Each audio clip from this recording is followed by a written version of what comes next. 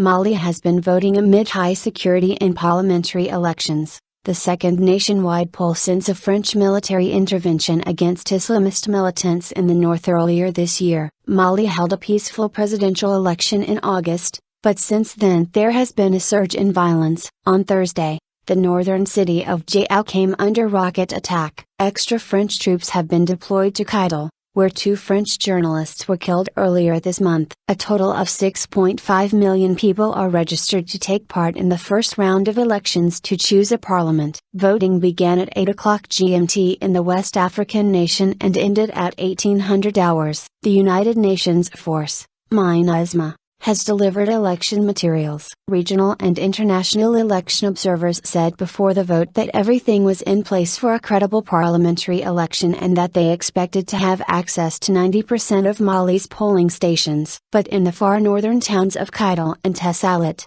only the party of President Ibrahim Boubacar Keïta features on ballot papers, says the BBC's Alex Duval-Smith in the capital, Bamako. Opposition candidates say it has been too dangerous to campaign there. 3 weeks ago 2 French journalists, Ghislaine Dupont and Claude Verlon, were killed in Kidal, in an attack claimed by Al-Qaeda in the Islamic Maghreb. The resurgence in violence since the presidential election in August suggests Islamists and Tuareg secessionists still have the upper hand in pockets of the country, says Alex Duval-Smith. France still has more than 3,000 troops in Mali, where there is also a force of United Nations peacekeepers. Mali's crisis began early in 2012 when secessionist Tuareg rebels, acting in alliance with Islamist groups linked to Al-Qaeda, swept across the north of the country, forcing 500,000 people to flee their homes. In March 2012, President Amadou Touré was ousted in a coup,